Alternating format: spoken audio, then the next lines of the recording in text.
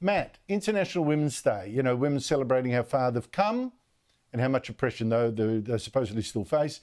But here's an odd graphic that you showed me. It's a graphic of happiness. I'm not sure how you measure that, but anyway, men and women in the US, happiness. The women's figures are in the pink. And over the past 50 years, and that sort of embraces the feminism movement, women have become less happy. Is that a coincidence? Well, look, I'm not making any claim about causality here. It is a correlation. This is a well-established fact. I was just speaking to some other senators about this today. It's well-established in the economic literature that happiness for women in industrialised countries around the world has dropped considerably. They used to be happier than men 50 years ago in general. This is in general, of course, and on average. And that's one gender gap that has been removed over the past 50 years. Women now are about the same.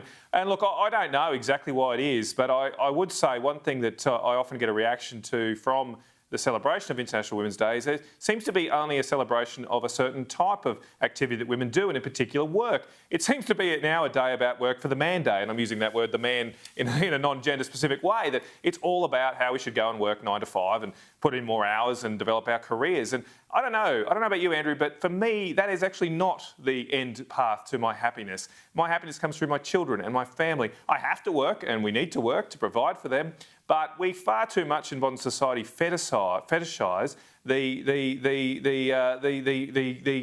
pursuance of our own careers rather than the building of our own homes and our families. And I think at least that's part of the reason why there's a bit of a malaise in our modern society. We do not focus enough on what really matters.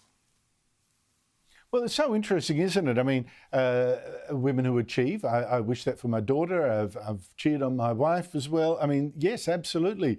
But I think you make a good point. Women's Day saw today being celebrated. I think Qantas had an all-women crew fly in from wherever it was, London, whatever.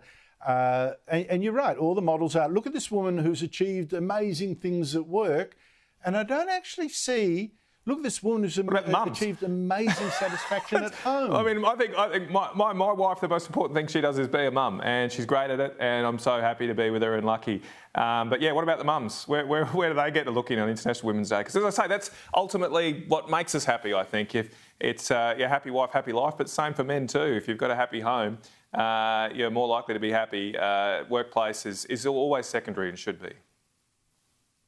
I'm just wondering where the left have wondered, where, you know, it's maybe starting to get suspicious that maybe the push to make more women go into the workplace, I mean, it's a push to make them, if they choose to, that is totally, absolutely, everyone should realise their own future, I don't care what gender you are.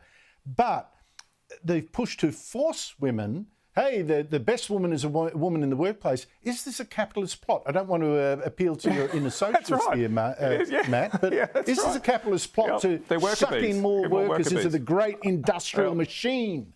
Yep. Produce more spreadsheets and PowerPoint slides. Yep. That's going to make you a lot happy when you're 64. That's exactly what we need. That's what we need. Matt Canavan, always a pleasure talking to you. Thank you so much.